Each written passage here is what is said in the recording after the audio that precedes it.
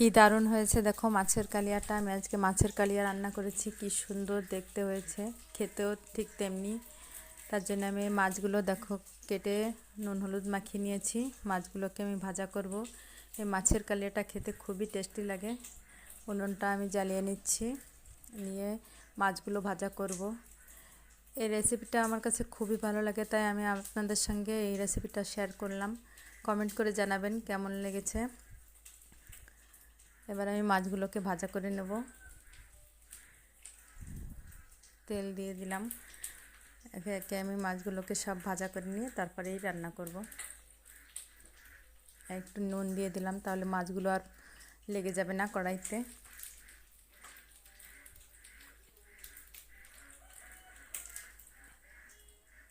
এই মাছের কালিয়া রেসিপিটা খুবই টেস্টি হয়, তার জন্য আমি রান্না করলাম।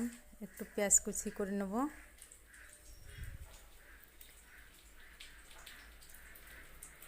আপনাদের কেমন লাগে এই মাছের কালিয়াটা অবশ্যই জানাবেন। একবার আমার মতন এরকম করে রান্না করে খেয়ে দেখবেন, খুবই টেস্টি। একটু সর্ষে বাটা করে নেব, একটু জিরা আর সর্ষে বাটাটা দিয়েই আমি মাছের কালিয়াটা করব। এখন একে একে আমার মাছগুলো সব ভাজা হয়েছে। মাছগুলোকে সব ভাজা করে নিয়ে সুন্দর করে ভাজা করে নেব, নিয়ে তারপরেই আমি রান্নাটা করব। মাছগুলো একটু ভালোই ভাজা করে নিতে হবে, একেবারে কম ভাজা করলে মাছগুলো ভেঙে ভেঙে যাবে। তাই আমি একে একে সব মাছগুলোকে ভালো করে ভাজা করে নিচ্ছি। এখন আমার সব মাছগুলো ভাজা হয়ে গেছে। এবার ওই কড়াইয়ের ভিতরে তেল দিয়ে জিরে দিয়ে একটু পেঁয়াজ কুচি, একটু টমেটো দিয়ে, একটু হলুদ গুঁড়ো দিয়ে, নুন দিয়ে আমি এটাকে ভালো করে কষিয়ে নেব।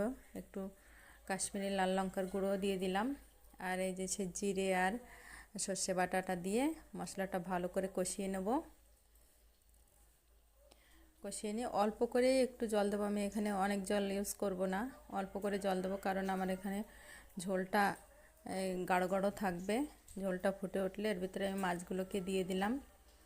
আমি এটাকে খুবই কম জল ইউজ করছি, অল্প অল্পই গ্রেভি হবে এর, তার জন্য একেবারে গাঢ় গাঢ় গ্রেভি হবে। সুন্দর দেখুন আমার মাছের কালিয়াটা হয়ে আসছে। এবার আমি ধনেপাতা আর কয়েকটা কাঁচা লঙ্কা দিয়ে দিলাম।